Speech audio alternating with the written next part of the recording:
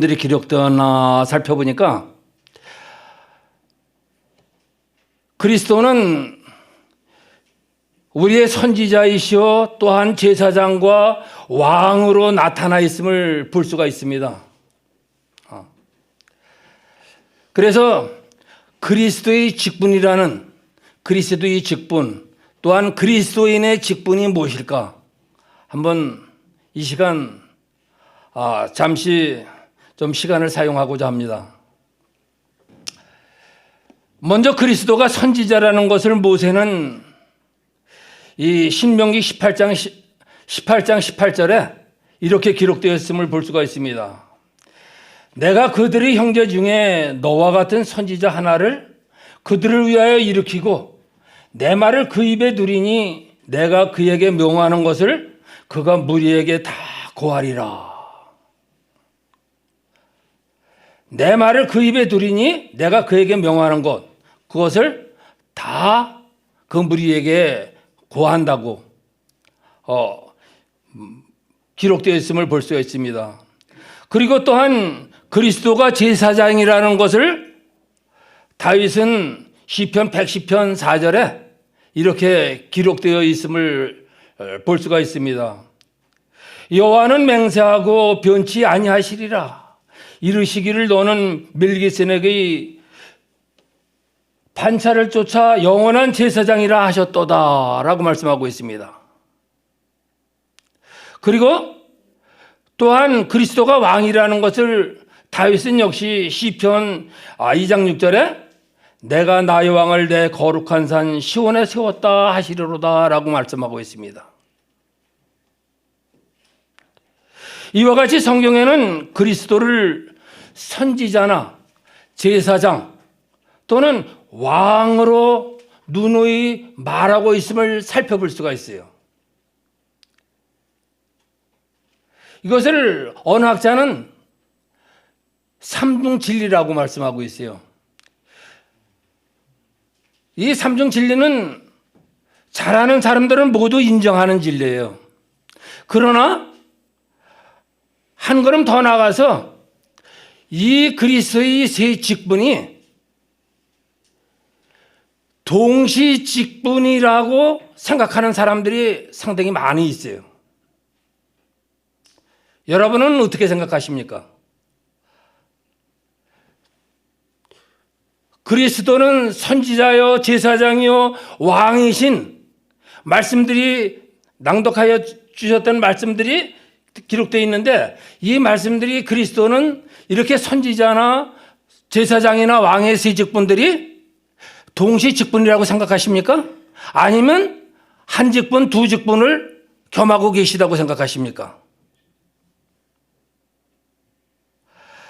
많은 사람들은 이게 동시 직분이라고 생각하는 사람들이 상당히 많다는 사실이에요. 그러나 오늘 그래서 이 직분에 대해서 한번 깊게 살펴보려고 합니다. 이 직분은 계승적인 직분이라고 볼 수가 있어요. 계승적인 직분이에요. 맨 먼저는 선지자이며 다음은 제사장이시고 또 그 다음에는 왕이 되는 것입니다. 이 사도행전 3장 22절과 23절을 한번 살펴보세요. 모세가 말하되 주 하나님이 너희를 위하여 너희 형제 가운데서 나 같은 선지자 하나를 세울 것이니 너희가 무엇이든지 그 모든 말씀을 들을 것이라. 그러면서 23절에 누구든지 그 선지자의 말을 듣지 않느냐 하는 자는 백성 중에서 멸망을 받으리라 하였고 그랬어요. 그러면서 요한복음 3장 2절에 보니까 잘 아시는 말씀이죠. 바리새인 니고데모가 그가 밤에 예수께 와서 가로되 라삐요 우리가 당신은 하나님께로서 오신 선생님질 아나이다 라고 말씀하고 있죠. 그리스도가 세상에 오셨을 때는 선지자이셨고 그리고 하나님께로서 오신 선생이셨으며 육신이 되어 우리 가운데 거하시고 은혜와 진리가 충만한 말씀이셨어요. 말씀이셨어요. 그러나 그 당시에는 그리스도가 제사장은 아니죠. 예? 그 당시에는 선지자로 오셨기 때문에 선지자이세요.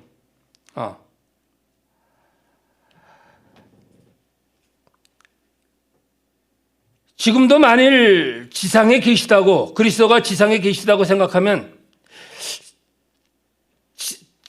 제사장이 되실 수 있으실까요? 히브리서 8장 4절에 한번 살펴보시기 바랍니다. 히브리서 8장 4절에 보니까 예수께서 만일 땅에 계셨다면 제사장이 되지 아니하셨을 것이니 이는 율법을 쫓아 예물을 드리는 제사장이 있음이라. 이 땅에서는 레위인 제사장이 제사를 지낼 때 제사장 역할을 받고 있죠. 그렇기 때문에 이 땅에서는 예수님께서 땅에 계셨다면 제사장이 아니하셨을 것이니 이러셨어요. 만일 이렇게 기록한 말씀이 있기 때문에 만일 지상에 계셨더라도 제사장이 되실 수 없었던 것이죠.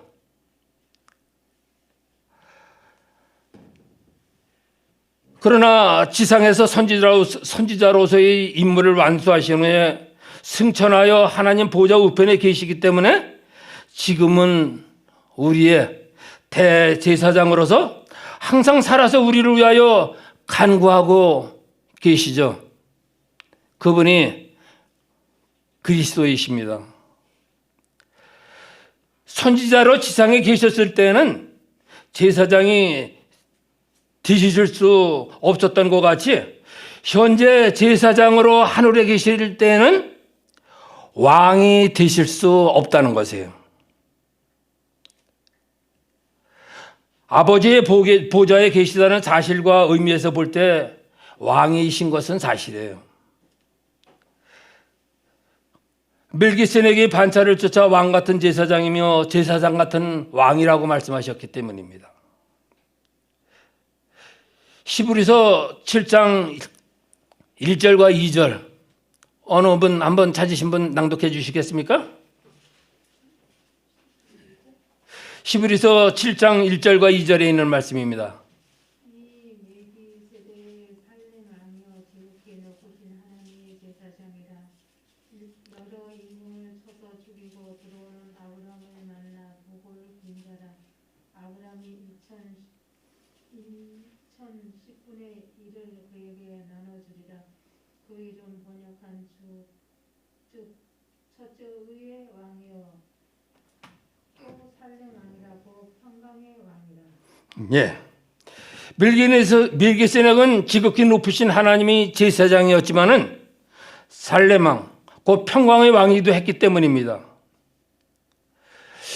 그러나 이것은 여기서 말하고 있는 왕의 직분이나 보좌가 아니죠.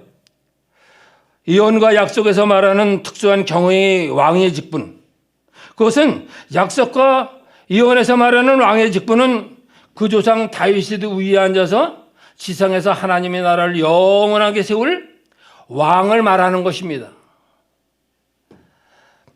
이 왕의 직분은 이스라엘과 유다의 왕의 백성이 참난하고 악하여 바벨론으로 포로로 잡혀갔을 때 끊긴 다윗의 왕관과 왕위를 그리스도와 회복하여 영원히 세우는 것을 말하고 있는 것입니다. 그 당시 하나님께서 선하시는 말씀을 한번 살펴보겠습니다. 에스겔 21장 25절서부터 27절에 있는 말씀입니다. 너 극악하여 중상을 당할 이스라엘 왕아, 네 날이 이르러나니 곧 제약의 끝되니라. 나 주 여호와가 말하노라. 관을 제하면 면류관을 벗길지라. 그대로 두지 못하리니 낮은 자를 높이고 높은 자를 낮출 것이니라. 내가 엎드려 트리려니와 이것도 다시 잊지 못하리라. 마땅히 얻을 자가 이르면 그에게 주리라 라고 말씀하고 있습니다. 여기서 말하는 다윗이 나라의 왕위의 왕권이 끊겼지만은 마땅히 얻을 자가 이르면 그에게 주실 것이라고 말합니다. 여기서 마땅히 얻을 자가 이른다는 말은 천한 인간의 몸으로 오셔서 고난과 슬픔이 사람이 되었던 초림이 아니죠. 그의 영광으로 오셔서 만왕의 왕이요 만유의 주가 되어 그의 나라가 지상의 모든 나라를 완전히 파하고 불태우고 온 땅을 차지하여 영원히 서게 될 재림을 말하는 것입니다. 물론 베들레헴이 아기로 이 세상에 태어났을 때 왕으로 탄생하셨으며 그때뿐만이 아니라 그 후 계속 타고난 권리로 왕이신 것은 사실이에요.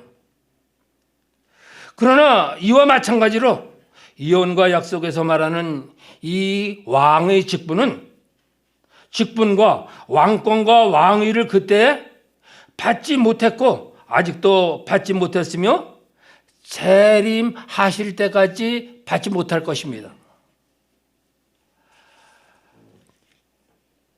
그럼 언제 받으실까요?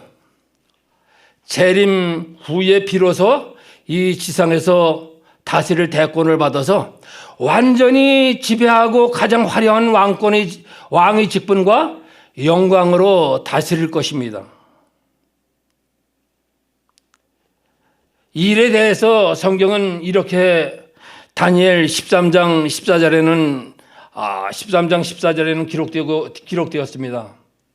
내가 또 밤 이상 중에 보았는데 인자 같은 이가 구름을 타고 와서 옛적부터 항상 계신 자에게 나와 그 앞에 인도하며 그에게 권세와 영광과 나라를 주고 모든 백성과 나라들과 각 방언하는 자로 그를 섬기게 하였으니 그 권세는 영원한 권세라 옮기지 아니할 것이요 그 나라는 피하지 아니할 것이라. 그 나라가 어떤 나라예요? 영원하고 피하지 아니할 나라. 재림하신 후에 우리가 올라갈 그 하늘나라를 말씀하고 계시죠. 그때의 진정으로 그 조상 다윗이 우위를 받아 영원한 야곱집에 왕노릇 하실 것이며 그 나라가 무궁할 것이다 라고 누가복음 1장 33절에는 말씀하고 있습니다.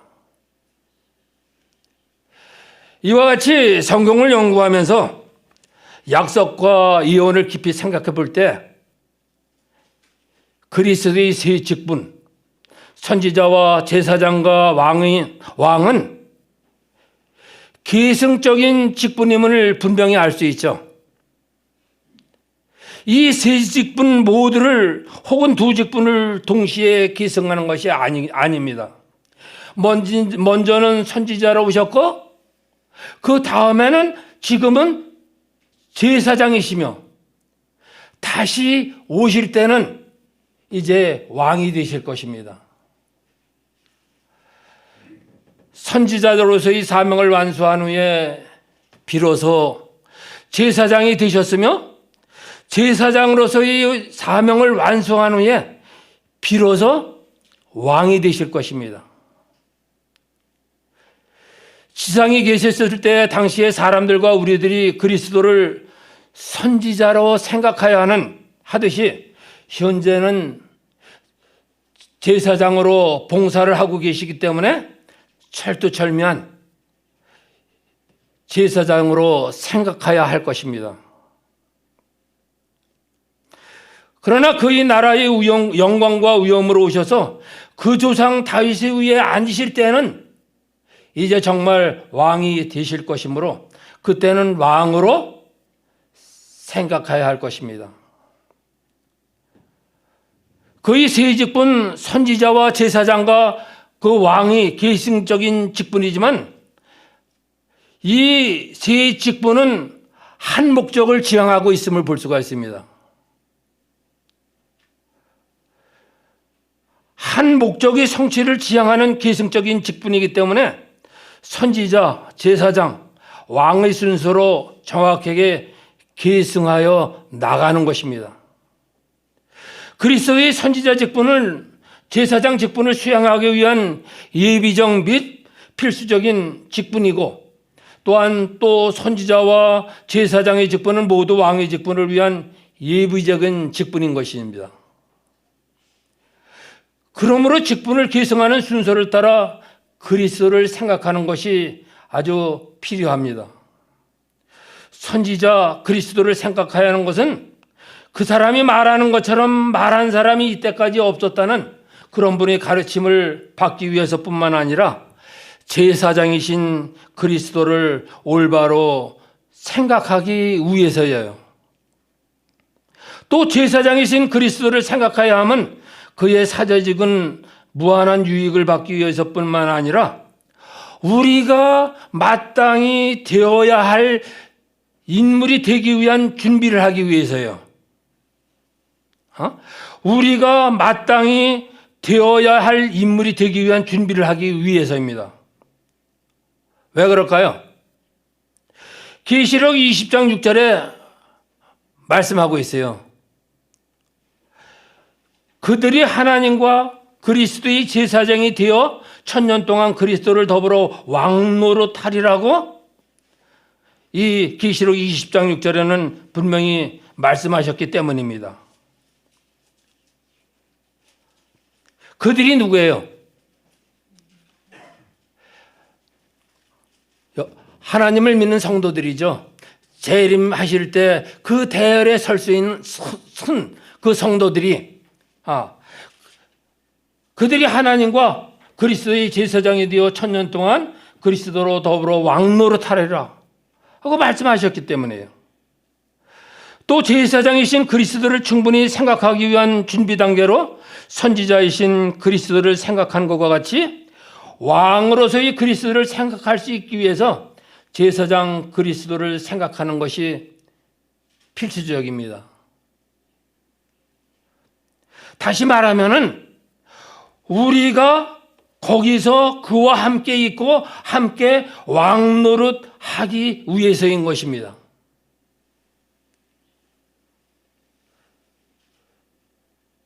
왜냐하면 우리에 관해서도 다니엘 7장 18절에는 이렇게 기록되었기 때문이에요. 다니엘 7장 18절에 보니까 지극히 높으신 자의 성도들이 나라를 얻으리니 그 누림이 영원하고 영원하리라 라고 말씀하시면서 계시록 22장 5절 하단에 보니까 저희가 세세토록 왕노릇 하리라 라고 기록되었기 때문입니다.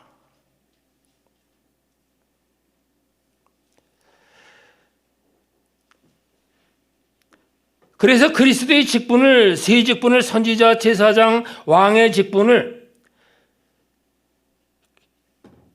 동시적인 직분이 아니라 계승적인 직분임을 분명히 말하고 있으면서 이 모든 것은 우리가 마땅히 되어야 할, 재림할 때 마땅히 되어야 할 인물이 되기 위한 준비를 하기 위해서 그리스도는 세 직분을 감당하고 계신 것이에요. 그것이 누구를 위해서요? 여러분과 나를 위해서. 재림하실 때 그 대열에 설 수 있는 성도들을 위해서. 다시 말하면 우리가 거기서 그와 함께 있고 함께 왕노릇 하기 위해서라고 말씀하고 있는 것입니다. 제사장이 현재 그리스도인 직분과 사업일 뿐만이 아니라 하늘에 승천하신 때부터 지금까지 계속 역임하신 직분과 사업이므로 제사장 그리스도는 모든 그리스도인들 뿐만이 아니라 모든 사람들이 정말 살펴보고 연구해야 할 중요한 연구 대상이 아니겠습니까? 그래서 특별히 우리 성도들은 이 말씀들을 하나님께서 주신 선지자로서의 주신 말씀들을 정말 열심히 살펴보시고 말씀이 그렇구나 하는 것을 깨닫고 주님께 늘 감사하는 말씀으로 주님께 더 가까이 다가가는 우리 모든 성도들이 되시기를 간절히 기원드립니다. 그렇다면 우리 그리스도인들의 직분은 무엇일까요? 디모데전서 1장 12절에 보니까 내게 직분을 맡기셨음이니 충성된 종들에게 내게 충성된 종 내게 직분을 맡기셨음이니 하라고 기록되었습니다.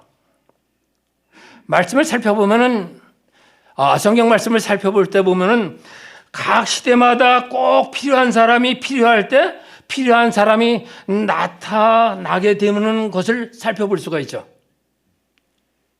특별히 다윗 하면은 뭐가 기록됩니까? 다윗 하면은 돌팔매, 골리앗을 물리치는 모습. 솔로몬 하면은요, 지혜의 사람 둘러나루라. 지혜의 사람. 스데반 하면은 뭐가 생각나나요? 종교박해를 받을 때 순교함으로 하나님께 영광을 돌리는 그러한 스데반. 그러한 정말 필요할 때 필요한 사람이 나타나는 모습을 살펴볼 수가 있어요. 그렇다고 하면 오늘날 나에게 주어지는 직분은 어떠한 직분인가요?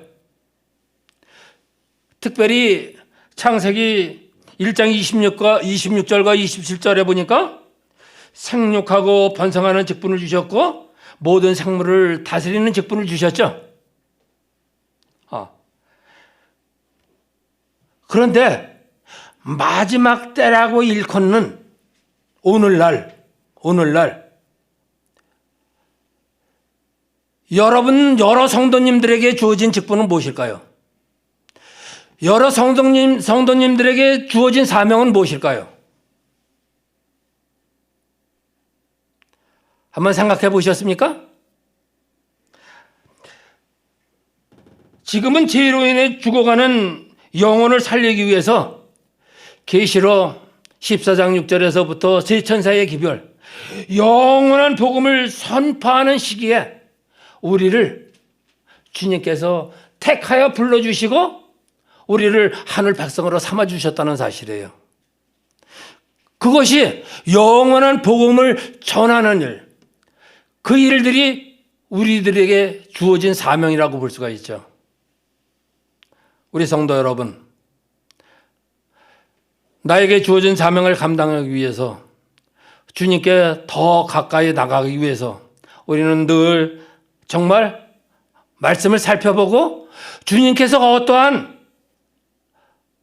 말씀을 나에게 주었나를 생각하시고 그 뜻대로 준행하는 우리 성도 여러분들이 되셔서 정말 주님이 오실 때 그 대열에 설 수 있는 우리 모든 주천교회 성도 여러분들이 되시기를 간절히 축원드리면서 오늘 말씀을 줄이겠습니다.